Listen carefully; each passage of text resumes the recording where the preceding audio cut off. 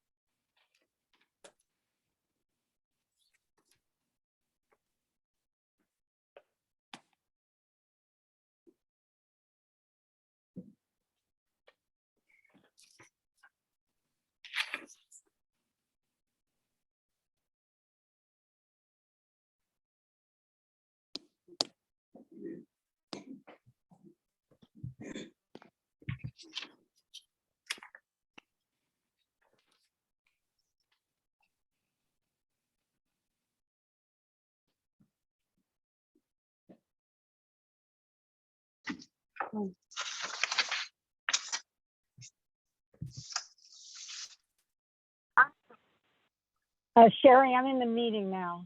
Hi, Nancy. I just wanted to make sure I had you. We're about to get started. Yeah, okay. All right, Colleen, go ahead. Good to go? All right, good Yes. afternoon. It is Thursday, January 24th, 2022 at 4:01 PM. I'd like to call to order the agenda meeting for the Borough of Beach Haven. And leading our flag salute today will be Mrs. Baumiller.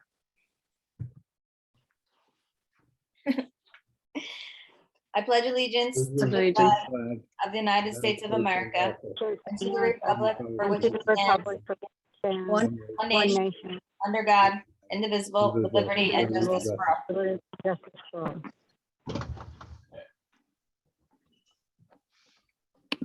Pursuant to the New Jersey Open Public Meetings Act, adequate and electronic notice of this meeting has been provided by posting on the bulletin board and on the bulletin board in the Beach Haven Municipal Building and on the municipal website and mailing the same to the Beach Haven Times, the Asbury Park Press, and the Press of Atlantic City. Mr. Allen. Mrs. Baumiller, Here. Dr. Davis, Here, Mrs. Rutherford, Here. Mayor Lambert. Here, I have minutes for approval today. I have January 3rd organization meeting minutes, January 10th community development block grant minutes, and the January 10th regular meeting as well. okay, everybody have a chance to review? Any Yes. questions, correction? We're all good? Is there a motion to approve then? so moved. Is there a second? I'll Okay. second. Second. Mrs. Baumiller, Yes. Mrs. Davis, Yes, Mrs. Rutherford, Yes. Mayor Lambert. Yes. Thank you. Give me just a second here. Ordinance 2022-1C, an ordinance establishing Chapter 137 outdoor dining in the Borough Code of the Borough of Beach Haven, County of Ocean, State of New Jersey, to permit outdoor dining subject to the rules and regulations set forth.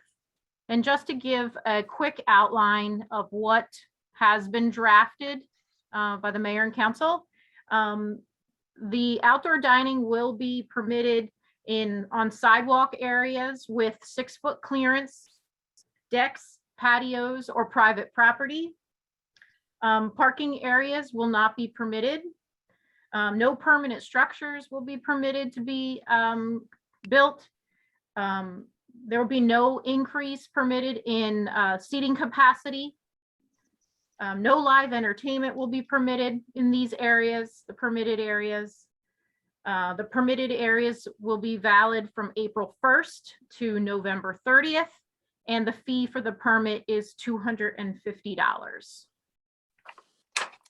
Okay, I know no public comment. Sherry, I just wanted to ask you, when will these be available for the public to be able to read completely through them? If you guys successfully introduce the ordinance tonight, it will be available tomorrow, and I will post it on the website in full. I will publish it in full, and of course, it can be requested and I can share it as well. Thank you. You know, obviously I read through them and I was very glad to see that the whole parking issue will not come up because I really felt that was important. And my only concern going forward is that I really think we need to have good enforcement on this, not only for the safety aspect of the sidewalk clearance, but also sanitation and, you know, not exceeding numbers, things like that. But other than that, you know, I was okay with it. Anybody else on I council? think, I was gonna say, I think, you know, this ordinance took into consideration some of the comments we had from the last two meetings and kind of honed some of those things that were really important to council members and to our community. Hearing from other people, you know, within the community, hearing from Frank as well. I like that it's very specific. I do agree that we'll need to have it, make sure that it's being enforced. So we'll keep on top of that, but I'm okay with this moving forward. I know that in the last meeting I had said to leave it up to land use board, but you know, after some more conversation and consideration, you know, being able to give land use board some guidance, this helps with that. So, and it's pretty specific, so I think that it'll go well. Personally, I'll just give you my opinion, which is always different from everybody else's. But I think it is too stringent. I don't think it's going to help anybody really. I do know people will go to the land use board to get some, try to get some permission. But I do think with the increased problems we're having with COVID and this disease, I think it's much healthier to have people outdoors.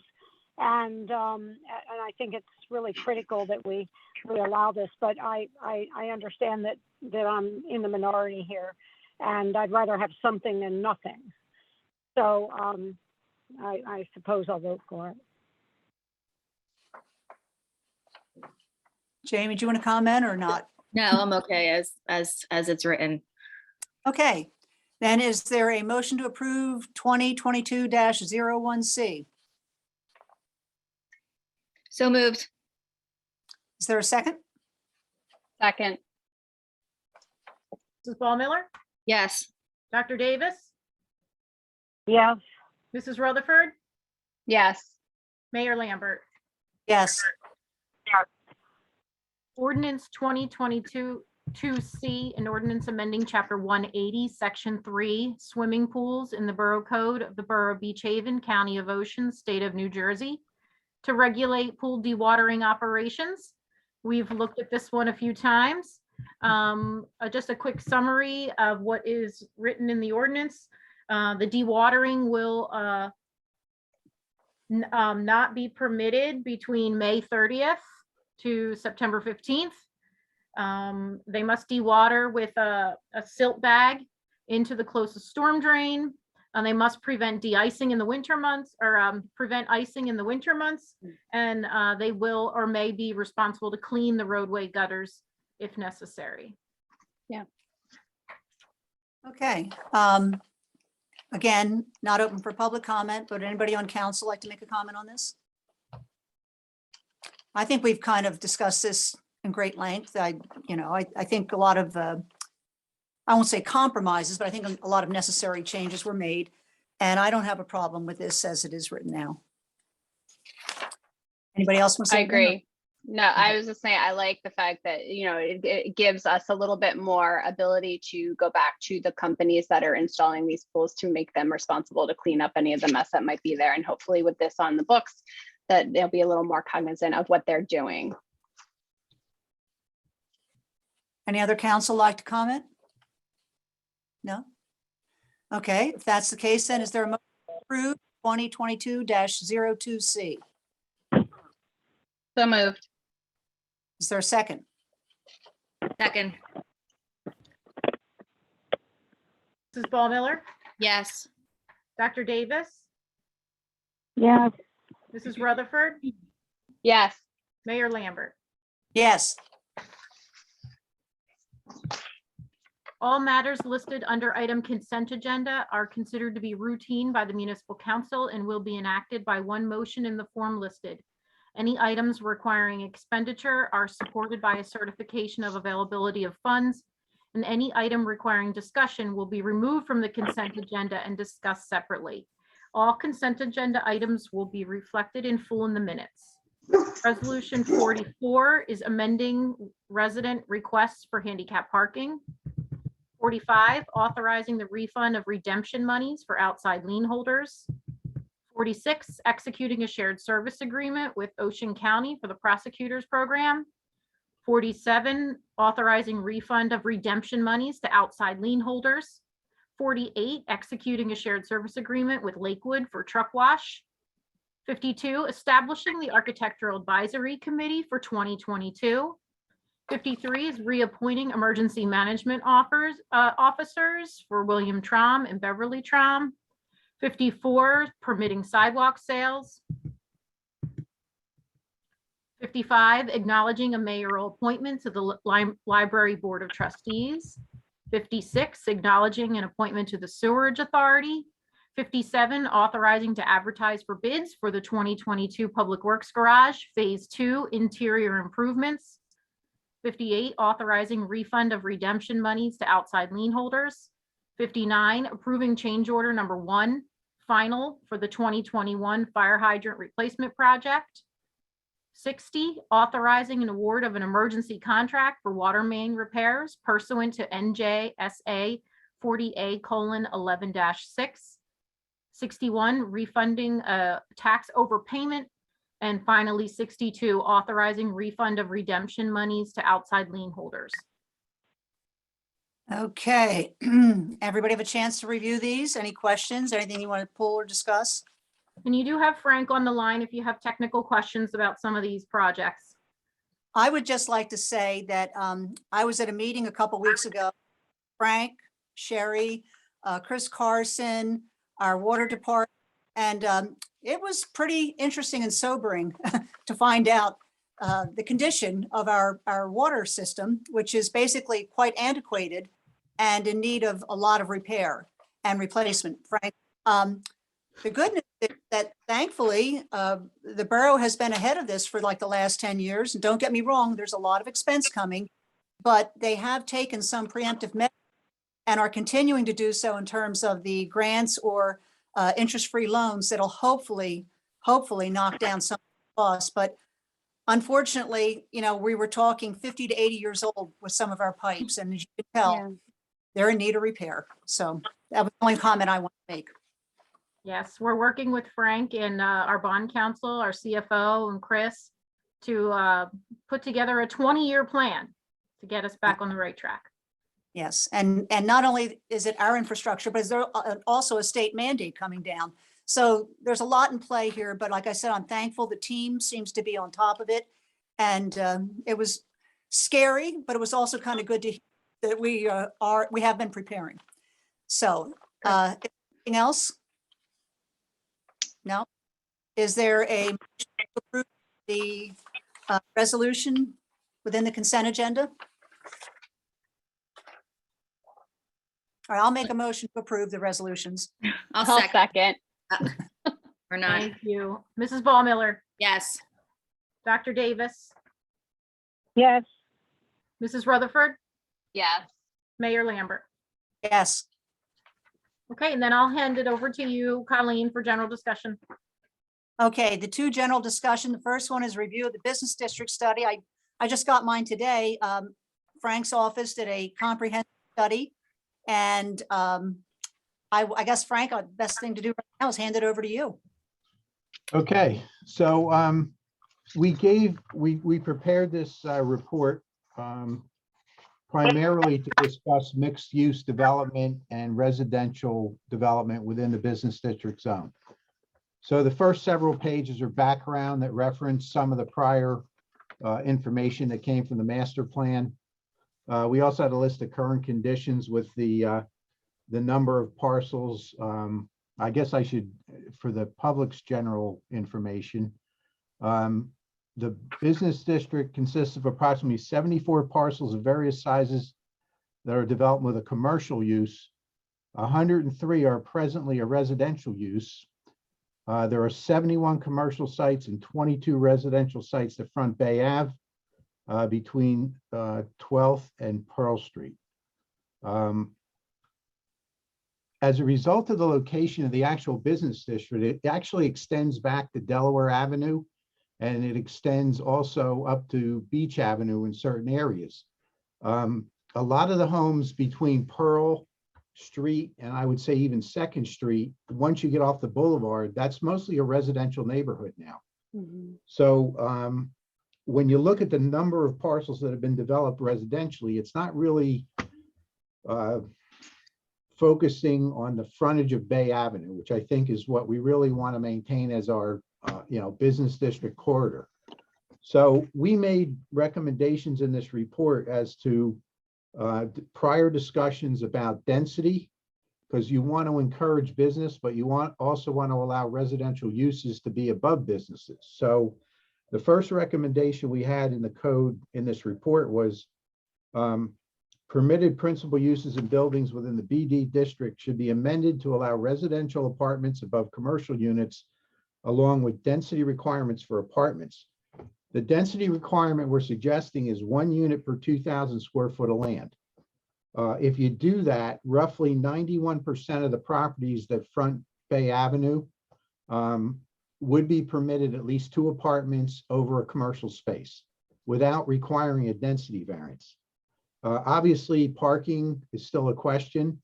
Again, a lot of the stores on Bay Avenue have no parking, so if you did introduce a couple of apartments, there would be that issue. But generally, to maintain a business district, there has to be something extra going on, and that's where the borough was looking at the mixed uses and allowing multiple units over commercial on the first floor.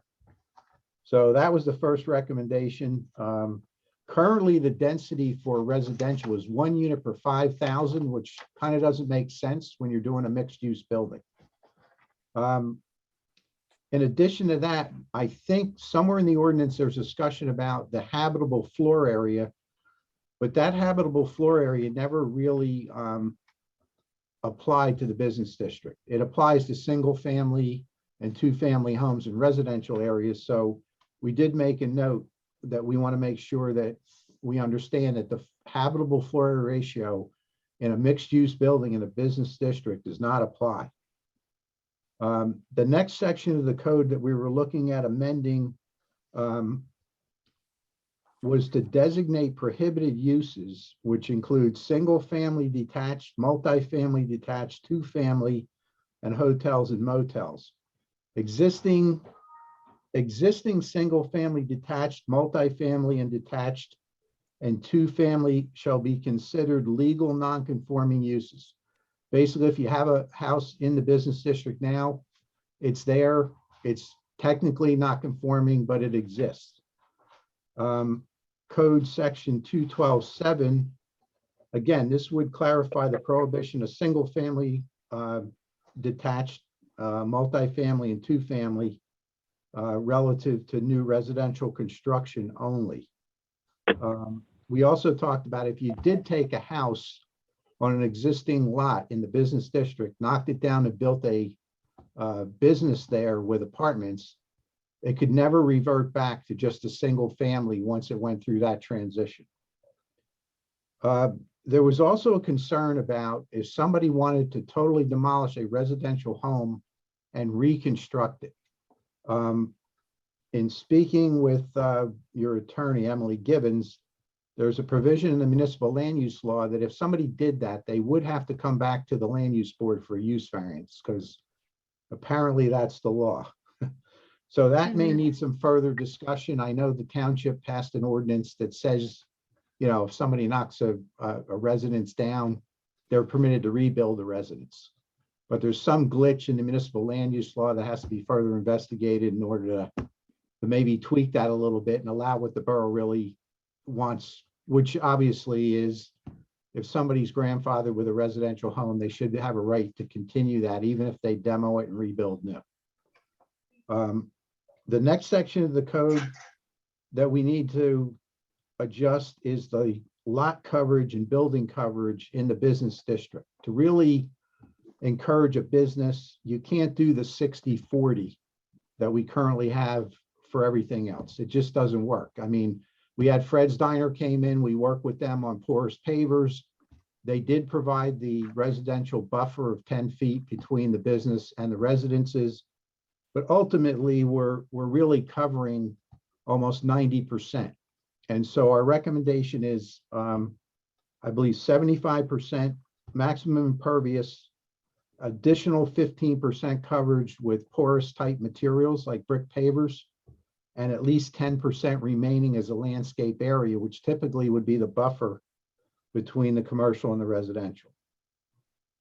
And the last recommendation in our report was the zoning boundaries, and we discussed the fact that we have a lot of residential areas that are not going anywhere. They're going to remain residential between Pearl Street and certain sections on the west side of the boulevard. That really the map should be changed to identify them with the closest residential zone. We also made a list of policy analysis and statements that that these recommendations in this report are consistent with our master plan. And that's the summary of the report. This is a draft right now, so you know, everybody received it the last couple of days. I just gave you a summary, but it's certainly subject to further discussion and adjustments if the council has questions or concerns. Okay. Thank you. Anybody want to jump in here? Council? Sherry, I would have a question too. I mean, I know that, as Frank just said, this is a draft, but again, when would this be available for the public to see? Well, I'm assuming I can provide it, but it would have to be marked as a draft, a Right. dated draft, because until Frank makes any revisions that he might get from the remainder of council or other professionals, and he provides me with the final copy, it would just have to be stamped as such. Okay. I mean, my concern goes back to our original discussion that, you know, we tried to have an open discussion with a lot of input, and we ran out of time. So we did say that we would have a special meeting. And I still feel that that's really imperative to do. I want to hear what everybody has to say. I know there are a lot of, I've been talking to a zillion people, and there are a lot of different opinions. And I would like to get that basically before we actually try to finalize this. But I think it is important that people see the draft. So that's kind of where I am.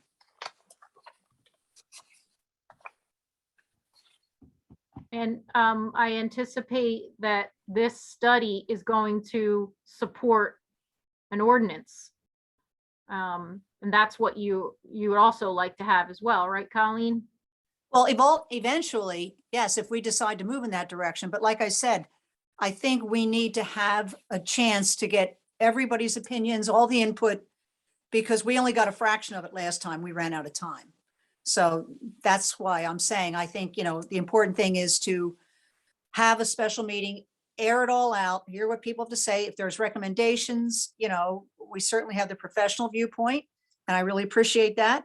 I know there are other viewpoints, and I just think they should all be heard. Who are you talking about, Colleen? Are you talking about the business district people or all people? Like all people, because I have heard from homeowners, I have heard from people who just come and visit the town, what they're looking for. And I've heard from people who rent stores and from store owners themselves. So we've got an interesting cross section.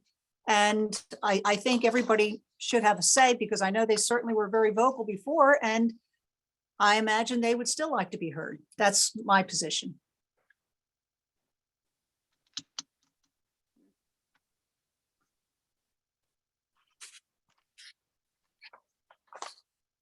Anybody else?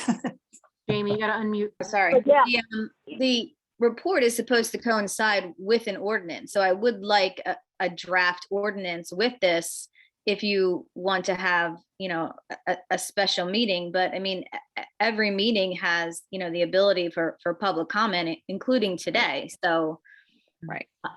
I don't anticipate having a first draft for the next meeting, but I certainly don't think that we should not have an ordinance with the report to have something that moving forward, what the report supports is what I'm trying to say. No, I get you. I'm just saying is like, we're looking at the report and Frank obviously summarized it, but I think the people, who have questions, concerns, supporting or non-supporting, they're kind of like just taking they heard it verbally, but I think they should have a chance to read it and look it over. If you wanted, if you can put it on the website, get it out there somehow. And, before this meeting, I think that would be very helpful. But we did promise them a special meeting. They didn't heard last time. A lot of them didn't anyhow. I'd like to chime in. I like the report that Frank did. I thought it made a lot of sense. I'd like to move forward with this. I have no problem with putting it on the website and getting it out there for people to read. I do want to say that you can talk to a lot of people and you can get a lot of opinions, but you really can't make a really educated decision of what people really want unless you do a formal survey where you send letters out to everybody. It has to be done properly. I know we all have different opinions and we tend to talk to the people that have our opinions or the opposite. Most people sort of are copacetic. They don't really care one way or the other, but you can't really make a decision based on hearsay. And if you want, you could pay somebody to do a formal study and a formal survey of what people really want. But on the other hand, we're elected as council members of the town to make decisions. And I personally feel that we should keep a business district in Beach Haven and do whatever we can to make sure that it continues to exist, because it adds to the flavor of our town. And even looking at Frank's report and other scientific information we have, Beach Haven really is the most desirable place for people to want to come to. And part of that is the fact that we do have a viable, lively business district where with other things to do besides just go to the beach. But I'm all for passing it, making sure that people have an opportunity to read this and express their opinions. But we've been talking about this for a long time, and we're ultimately, as the elected officials, responsible for making the decision.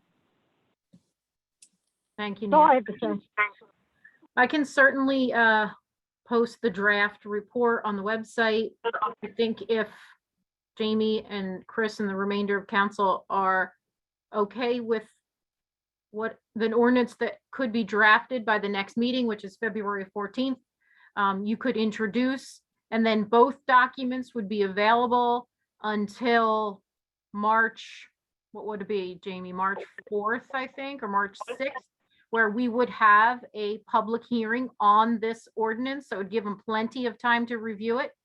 After our introduction, it would have to be referred to the land use board. They would also hold a public hearing on it. Right? Correct. So in between, I might get my dates wrong. I might have said that wrong, but in between our first reading and adoption, they would hold a public hearing and then we would hold a public hearing. So I don't know if a special meeting is necessary, but that's up to the council how you want to handle it. Okay, if you feel this can be accomplished, all I know is when we had the last time, the special meeting, we ran out of time. We said, well, another one. If you don't feel it's necessary, the majority, okay, but I do want people to be able to have their input given. Yeah, I think that people will read this report and will find it very evidence-based as a way to protect and secure the business district. And I think that at the last meeting that we had with the public, that was a big concern from a few members, if I remember correctly, was that they wanted, evidence-based report from our professionals. And that's what we are giving to them, a comprehensive report, an analysis report on the business district and moving forward with this ordinance. So if we have 2 public hearings and this available to the public as a draft, we can take it from there. Yeah, I agree. I think you can, I think people have the opportunity to be at every meeting to have a conversation about this. So, a special meeting, great, but we need to move this forward. And I think giving people that are on this call right now, I see a lot of business owners and different things that would have an opinion, welcome to speak during public comment too. So. Well, can I say one thing? One of the major things that we did do in this report, that I know we had ordinance 2021-32C that initially started this whole thing. And it had certain things in it, but several of the things that are in my report that are going to differ from that ordinance are specifically the density.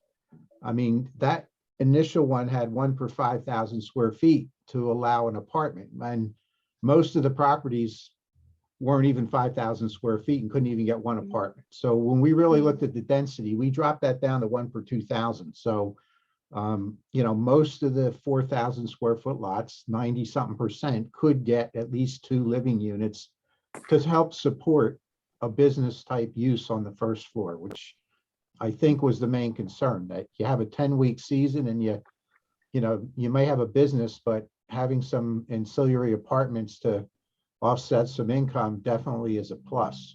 So that's one of the things. And so I guess what we would be doing is really taking ordinance 2021-32C and reworking it to mirror the recommendations of my report. The only other issue that we might step aside on temporarily is just getting into adjusting the zoning boundaries. I think that's a little bit more involved in terms of preparing a map.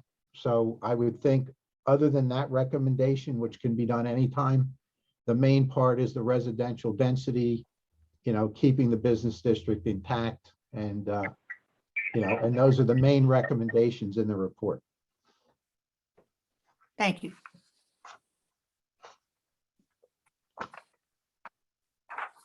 Frank, did you want to take the general discussion item number 2, the parking ordinance? Yeah, currently we have 1 per 600 square feet for anything. And I know when food establishments come in, we always get concerned. So looking at other ordinances on the island, I think we might want to relook at that. Not so much for the retail, because the 1 per 600 I think is fine, because most stores along Bay Ave, a lot of them don't have parking anyway, and we always give a variance. But the seating for the restaurants, we probably should lean toward like 1 space per 6 seats. I was looking at some of the larger properties that may be developed in town without naming names, and if you put a 2,000 square foot floor down, you could probably get 50 or 60 seats and something like that. Maybe less, but then you could accommodate 10 to 12 parking spaces in a parking lot on site and make it work, and still add a couple of apartments. Right now at 1 per 600, there's no differentiation between an eatery and a retail. So a thriving restaurant obviously attracts more people than a t-shirt shop. So I think we really need to look at adjusting at least the parking for restaurant uses, and the retail, the 1 per 600 for offices and other uses would just remain the same, recognizing that there is a difference. And lately, the land use board really, the 3-person committee is not handling restaurants. Any eatery that's been coming to the town has been required to come in with a site plan, because the full board wants to hear it, and we want to have notice, because you never know what the neighbors' concerns are. So by having a slightly different parking ordinance for restaurants, there is a difference, and then nobody can say it's the same thing. So I think that's consistent. Like, I looked at the township, they're at 1 per 6. I think that's a reasonable number for parking for that type of use. So that would be that's not in this report, but that would be, another amendment that we would have to do. You can include it if you lump it into this ordinance, because it's all under zoning anyway, but just another thought. Thank you.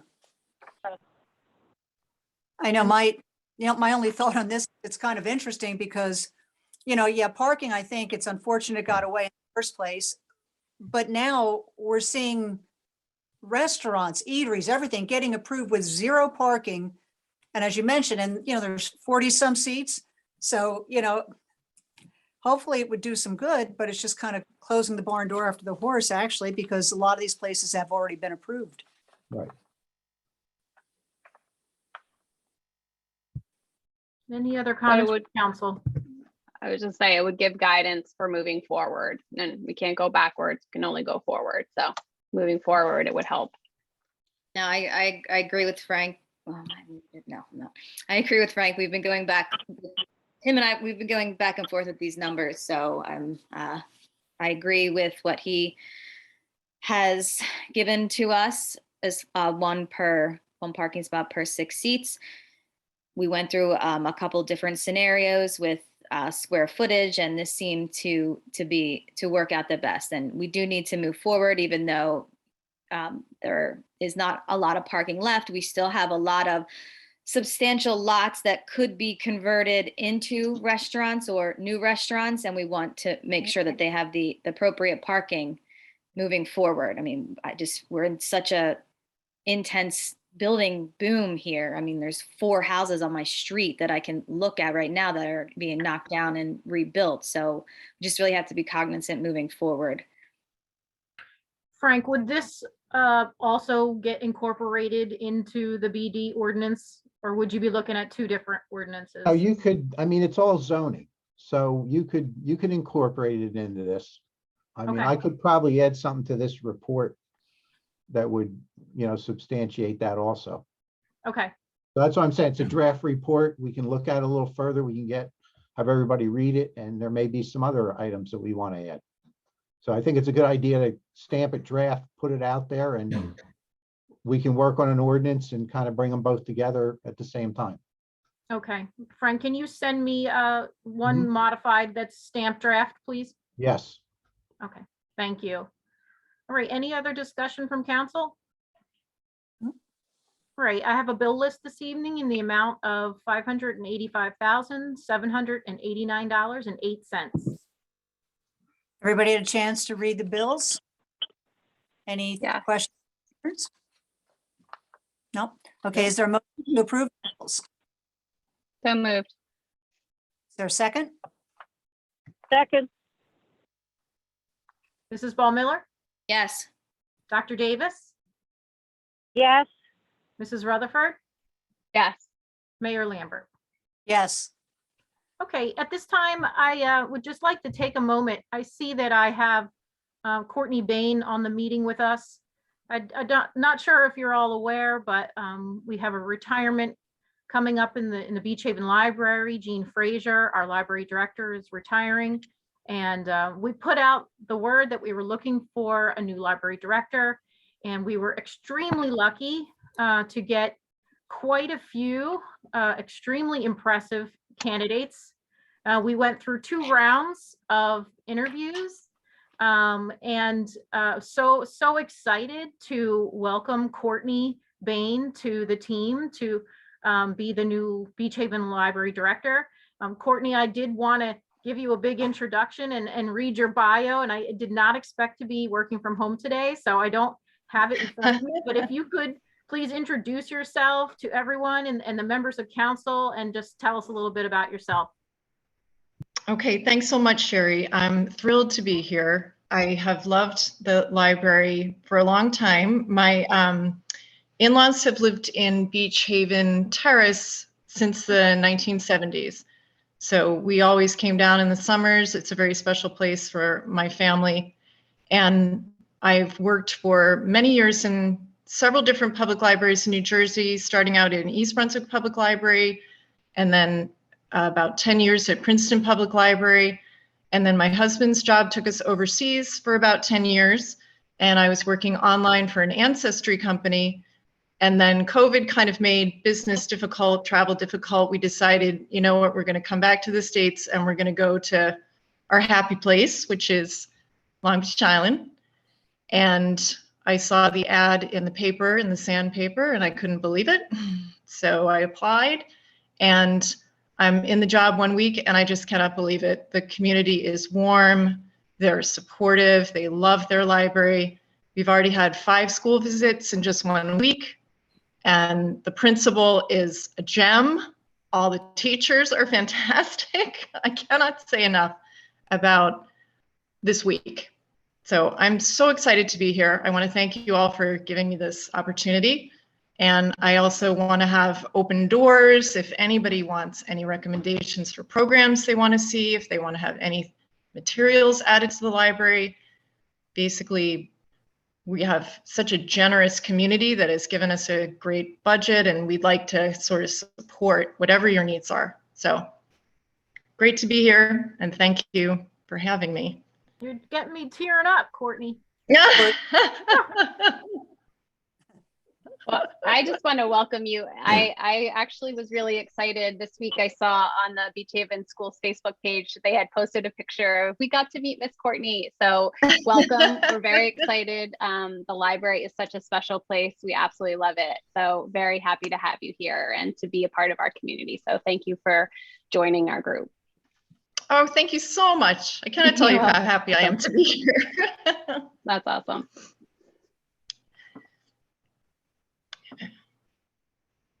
Any other member of council wanted to say anything? No, I mean, I've had the privilege of meeting her, and she was a little modest, but her credentials are off the charts in terms of her education background and experience. And we're very, very fortunate and very grateful that she accepted the position. Yeah. Oh, thank you, Colleen. Thanks so much. Yeah, Courtney, nice to meet you virtually. Hopefully it'll be in person. I'm sure you will meet my daughter soon enough. She makes a long-lasting impression. She's also at the beach school. So welcome. I'm excited that you're a part of this community. Is a very special place. And I just wanted to, wish good luck to Jean. I'll be seeing you around, of course, but enjoy your retirement. You deserve it. Yeah. All right, Courtney, if you wouldn't mind staying on the meeting too, we're about to go into public comment, just in case there are any comments from the public for you. Sure, absolutely. All right, go ahead, Mayor. All right, we're going to open it to public comment, all the usual. Please make yourself known by either raising your hand or somehow or other getting Sherry's attention. Please limit your comments to 3 minutes, and don't forget to identify yourself and give your address. Craig Berkland. Hello, I'm Craig Berkland. I am at 215 Second Street in Beach Haven. Go ahead. First off, Courtney, congratulations on the role. My children I love the library, so do my children. All the librarians know my kids. So it's a great place, great asset to the community. So I didn't really have a comment as much as a question. So I listened to what Frank has been saying, and I'm not quite sure Frank's role. Obviously, he's a professional in this space. I hear a lot of technical conversations about 70-30, 60-40, one space for 6 seats, whatever it may be. And I'm sure that's all very well thought out, but as just a citizen, right, and a resident, and the council here, you're all citizen council members, right? You're not professional politicians. No. Right. So what I'm wondering is how do I and how does the council translate these very technical studies that Frank presents to the council and to the public? How do we judge the practical implications of approving an ordinance on the back of these studies? Well, it's not that technical to understand. We're all educated. I can see the difference with the numbers. So I'm kind of confused on where your questioning is coming from. Frank is the borough engineer.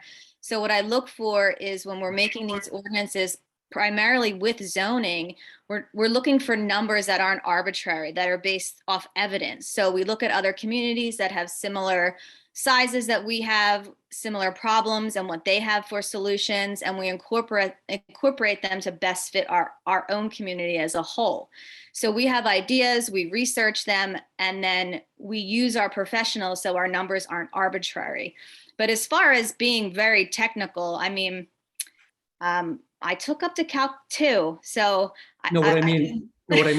I No, no. understand, I understand the numbers and I understand where you're coming from. And as a citizen, I would hope that you would trust my best judgment, the research that I do, the evidence that I come back with, not only with my own personal research, but with my professionals that are hired by the borough. Right, but I guess my question is not about the technicalities. It's, obviously an ordinance based on a technical study translates into an ordinance that has practical implications. Mhm. So is there any way, when you post this study on the website or post the ordinance that we discussed in the beginning, is there any way that we can judge the practical implications of what that means? So in I understand. In every municipality, we have a master plan, and a master plan is rewritten every 10 years. And what that master plan does is it takes the municipality as a whole, and it pretty much gives a whole scope of what's happening and what the future is going to look like. And then it recommends certain things to do, laws, zoning, to what to accomplish. So you really use that as your guide and then write the laws, especially the zoning laws, based off what the master plan has compiled. Okay, so specifically then, and this will be my last question. I think I heard something about 60-40 versus 70-30 in terms of lot coverage. If that gets changed, and I have no view of that's a good thing or a bad thing, what are the practical applications of that change in the business district? So the 60-40 is the impervious pervious, and the practical applications in a residential zone is that you want to keep as much open space in the community. But on the business district, on the boulevard, you really have to give something in order to keep that business district. And being that it's already pretty much at 75%, if not over, allowing that just matches what it currently is and would enable the business to have those apartments on top, because they wouldn't be able to do that without increasing that from 75-25. Okay. So thank you. I mean, I just think it would be useful, obviously not tomorrow when this gets posted, but going forward to have practical examples of how an ordinance change would impact the community. This is Frank Little. So, as Jamie said, when you look at any one of the business properties in town, the majority of them are closer to 100% coverage than, 75-25. Now, we had the property with Fred's Diner come to the land use board, and they provided the residential buffer that we require. And then there was a compromise between the building and using porous pavement and underground recharge for stormwater in order to ensure that they could get parking, construct a building, and make it viable. And so anytime a site plan comes before our full land use board, we're looking at all these different provisions and trying to make it fit the business district model. So when I gave statistics in this report, they're based on real numbers. In other words, we took the tax map, we counted all the lots, we came up with 91% of the lots could sustain 2 units for residential. So the numbers are practical. The 60-40, originally we had 75% coverage in the residential zone, and the council was looking at bigger houses, more ground coverage, and decided a while back to try to reduce the impervious coverage and get it closer to 60 with more landscaped areas. So, other towns are doing that now because of stormwater. So, So Frank, just quick question. So if there's a block in the business district, wherever it is, that has like 90% coverage, right, and it's like 5 different businesses, 5 different buildings that happen to be contiguous, and someone buys that whole block and they knock it down and build replacements, they would have to shrink the size down to 75%? Well, no, I mean, at that point, they're going to need to get parking. They may not have had parking before. If they bulldoze the whole thing, now we have a clean slate. So we're not just going to let them put it back. They might get less than 75% building coverage, because now we're going to be asking them, oh, you just bulldoze the whole block, so no reason you can't provide a parking lot. So their space might shrink, actually. based That's what I on mean, yeah. our ordinances. Okay. But practically speaking, we have a lot of existing businesses, that some of them are having a hard time, and they might want to throw a couple of apartments on top. No, I to get that. some Of course, additional yeah. income. So, and that's Yeah. how you keep these businesses viable, and you get a mixed use and employee housing, which we've heard a lot about recently. We had a site plan recently for Thundering Surf where they're adding apartments because they can't find places for their employees. So there's a lot of that going on too. So we're trying to maintain our business district. We actually have a business district, and we want to focus on keeping it. So. Yeah, no, I'm not judging that. I'm just, these practical implications that you're just Right. talking about now is exactly what I didn't get in the Yeah. initial discussion when it was all numbers and, Right. All right, thank you. All right, you're welcome.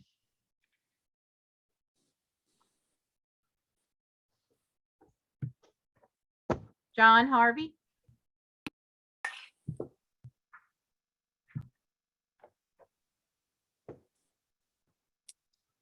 He's muted.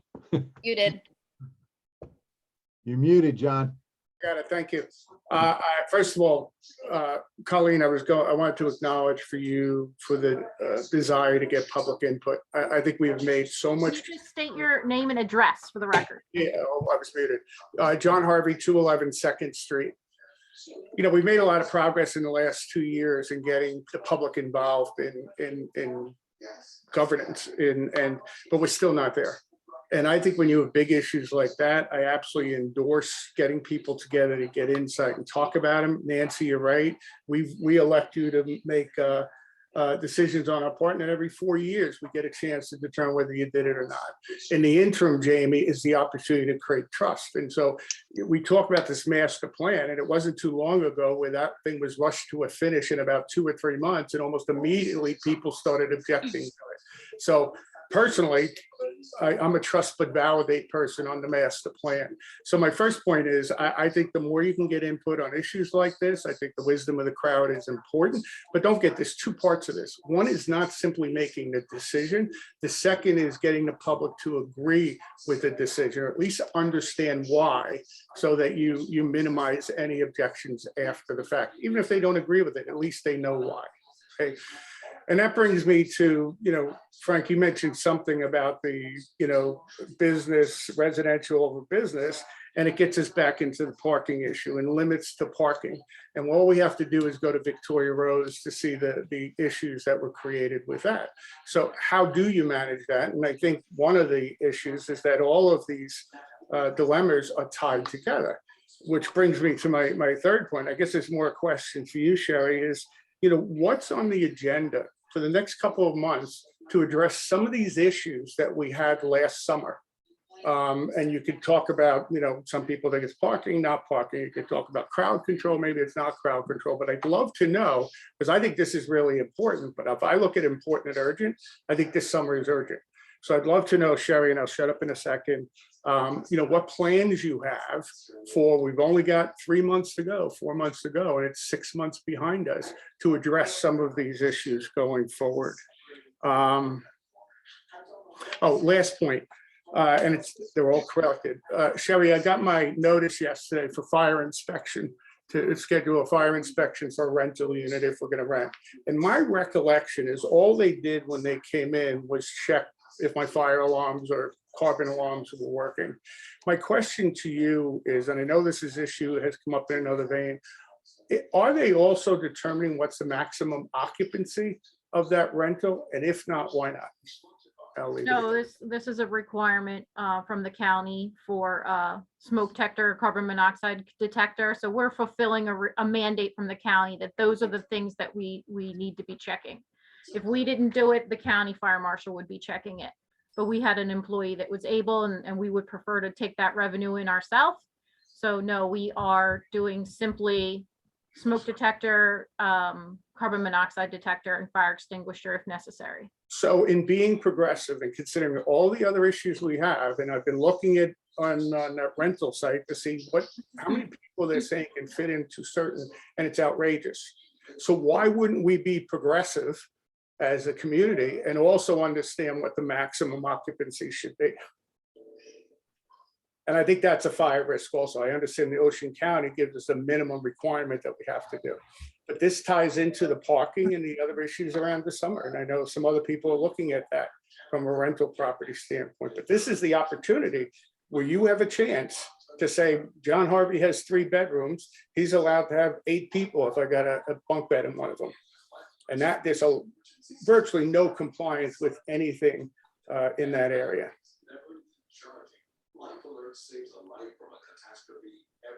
Sherry, did you want to take that?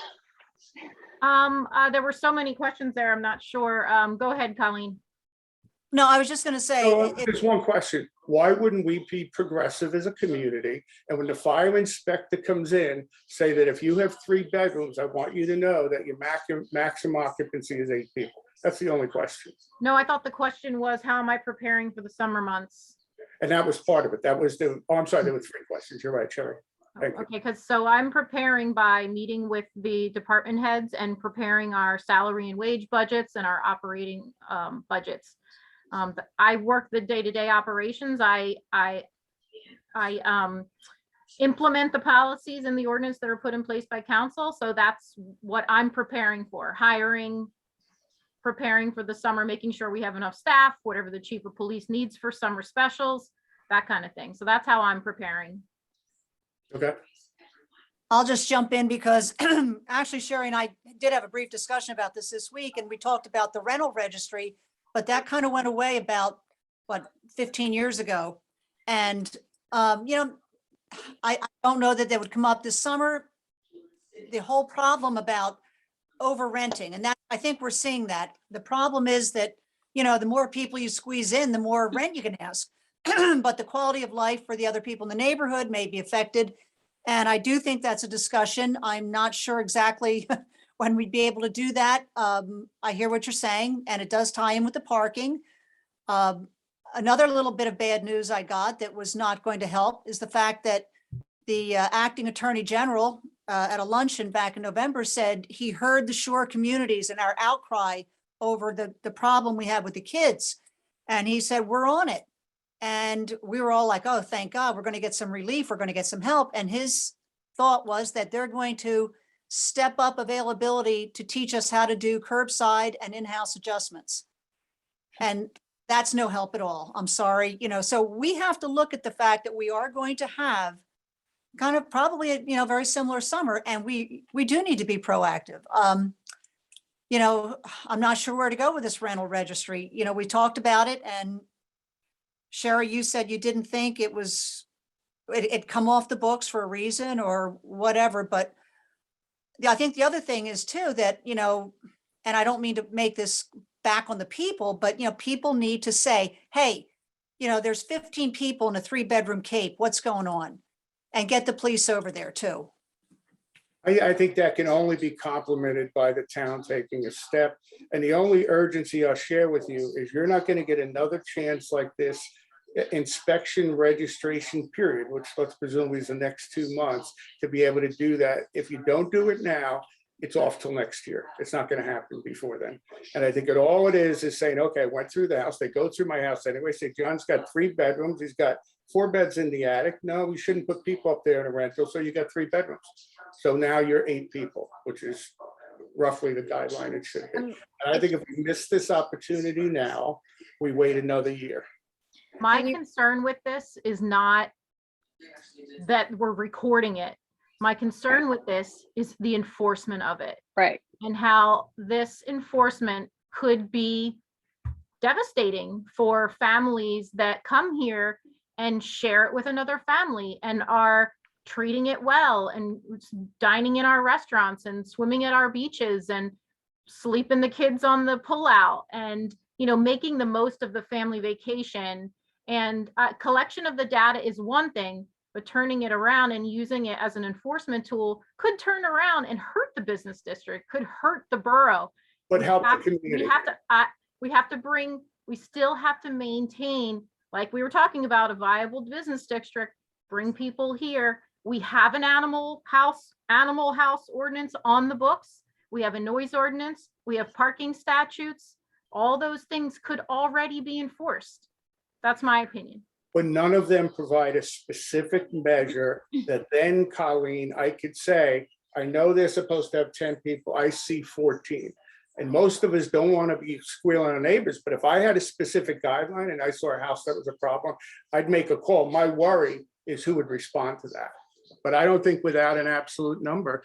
And what you're saying about, we want to have fun is just totally abusing what's reasonable of people using a space. And a lot of these properties that are being built today, I don't know how many, but I'm presuming a lot of these properties are being built today as investments because people know that I can get 16 people in that 4 or 5 bedroom house.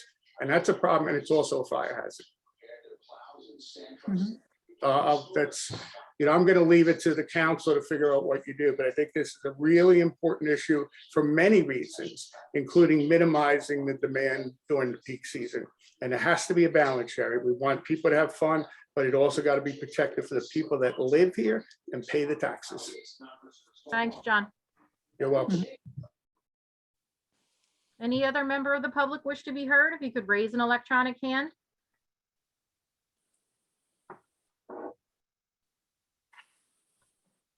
Ken, did you want to say something? Yeah, I don't know how to raise an electronic hand. All right, if you could just state your name and address for the record and keep your comments to 3 minutes. Thank you. Ken Muha, 310 Station Plaza, Beach Haven, New Jersey. One, I'd like to compliment Colleen for wanting and genuinely wanting and caring about input into the 2021-32C. I think calling it just having another meeting where there's input from the public and rushing and not having that, I think that's a mistake. And I hope that's not indicative of the feeling of the council. I think it'd be great if we had, as promised, that additional meeting. I don't know whether this council is going to move in that direction, but Colleen, I think that's a great idea.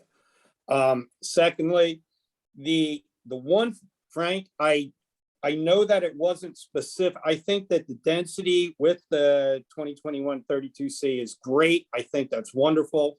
I do have one question, the one that bothers a lot of us. I know when I had to put my business plan together and I was looking to get a loan from a bank, I had to put in exit strategies. As any bank is going to loan any prospective business owner, they're going to want to know how can they, if the thing goes south, how can they recoup their money? Did you take a look at the one piece of this ordinance that really is hard for us as business owners to get by, is saying that we can only sell our business as a business. We can't sell it residential. Have you looked at, I know that's not part of the study, but that's the one sticking point that I think we missed in addressing this recommendation. I didn't look into the economics of that, Ken. I can tell you Ship Bottom has that. They have a shore commercial zone and residential is not permitted in the shore commercial zone. You can have mixed uses, you can have apartments where the old hand store was years ago in Ship Bottom. It became 3 stores and I think 3 apartments. And there's been other stores and apartments being built in Ship Bottom. We had recently, I think we had 2 new site plans come in down there with mixed use apartments, business. So there are other towns right on the island that have that. Right. And I think Long Beach just went that way. The same type of thing, although they don't have an actual business district center at this point. Correct. So, but I mean, again, I looked at that density and that was a key issue because, density variances are D variances and you need 5 out of 7 votes and making it more conforming definitely will help.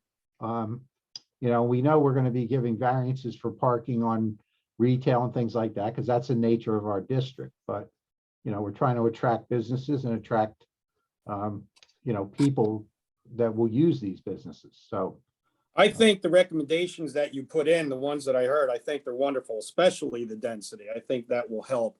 It's impossible to quantify how many people cannot get a loan because of certain exit strategies not being available to them. There's just no way to know that other than, speculating. But another new building that just went up in Ship Bottom was where the old Bisque restaurant was. I think there's 4 apartments and 2 retail spaces. They were able to get a parking lot and meet the parking ordinance. So it was a complete tear down. And, so these are the bigger lots that might be available out there, that if we change the ordinances a little bit, they'll be able to get those apartments, get that retail, and, maintain that facade and that business look of the downtown area. I only have a problem with one tiny aspect I of know. this proposal. That's it. All right. Thank you. Thank you.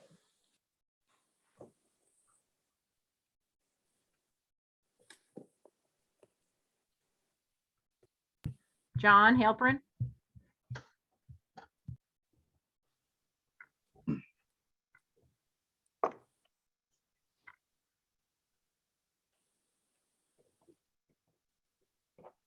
Hi, John Halpern, 319 Fairview Avenue, also president of the Beach Haven Taxpayers Association.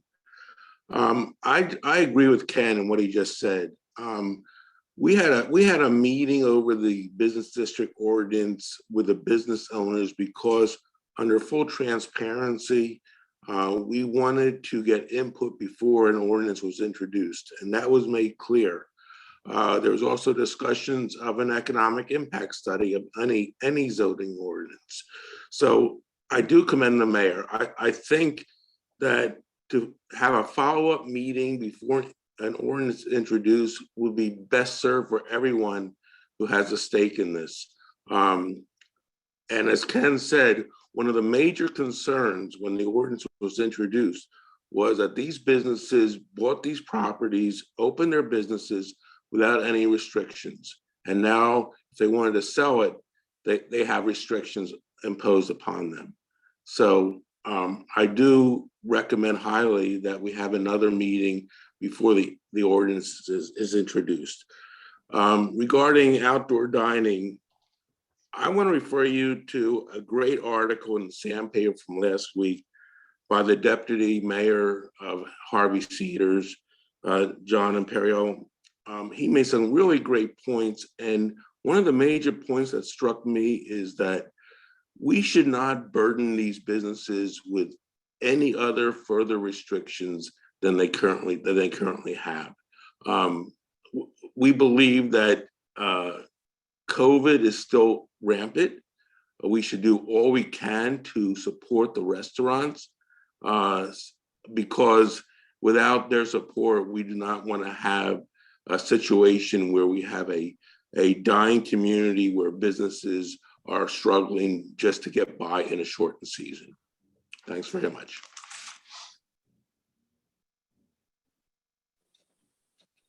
Thanks, John. Anyone else?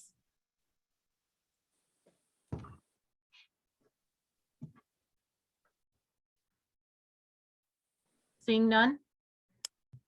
Okay, seeing none, then we will close the meeting to public comment and move on to final remarks by council. Jamie, would you like to kick us off tonight? Sure. Thank you everyone for attending the meeting. We had some great conversations. A lot of comment, well, not a lot of comments, but a lot of good conversation. As far as the rental occupancy, we have been looking into those numbers. Again, when you're playing around with numbers, it's a slippery slope because they can't be arbitrary. They have to be based on something. So you can't just pull a number out of a hat and say, this is, what you can or cannot do. They have to be evidence-based. So it's difficult to do to find this number. We, have something on the books. It's not very stringent at all. It follows the standard building book. I forget what it's called, Frank, the International Building something book for rentals. But, it is a work in progress, but it's hard to find those numbers to match these rental houses. But we are definitely looking at that. And I think that's all I have for my notes tonight. I love the anxiety of a good snowstorm. So please, everybody, be safe and be careful and do not drive through those flooded waters. Thank you. Dr. Davis? Nancy, you there?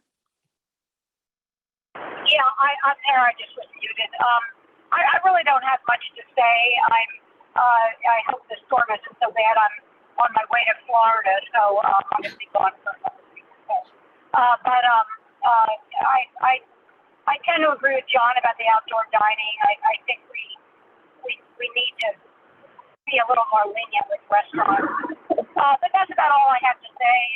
I hope the storm isn't so bad, and have a nice rest of the week. You, Mrs. Rutherford? Yeah, so I just wanted to post out two things. We posted on Visit Beach Haven website that there'll be a vaccination clinic coming up on February 1st, I'm sorry, at 9:30 to 11:30 at the borough. So if you need to get vaccinated, there's an opportunity there. I also wanted to thank Courtney for joining our call and joining our community and being our new librarian, head librarian. So thank you so much. I'm very excited to have you. And one last thing, I just wanted to recognize the efforts of Mayor Lambert and Councilman Allen with the U.S. Coastal Guard station that we have down there in West Avenue. They've been working really hard with Senator Van Drew and trying to get that moving forward. So I'm fortunate, fingers crossed, we'll hopefully be able to continue to have that. So great job. Thanks guys for working through that with everyone. So appreciate it. And thank you all for your time. Thank you. Thanks. Actually, I was going to mention a real quick update on the Coast Guard situation, and I have to give credit, and he's not on the meeting, but Dan Allen really was a main pusher mover here. We had a conversation with Congressman Van Drew before the holidays. He was very impressed, and he agreed that to lose our Coast Guard presence would be devastating to our community. So we had a meeting about a week and a half ago, and he invited the Coast Guard command that would oversee our area, some government people. In addition to Dan, myself, we had Deputy Chief Salazar from the fire safety aspect, and Mayor Mancini. And Congressman Van Drew was really awesome, and we are still in discussions. We do not have an answer to this yet, but he put on a full court press, quite truthfully, to see if we can keep them here. We'll keep you posted, but the good news is that we haven't lost them completely yet. We're still hopeful that they will come back to Beach Haven. And on that note, is there a motion to adjourn? So moved. Is there a second? All in favor? Aye. Meeting adjourned. Thank you, everyone. Thank you.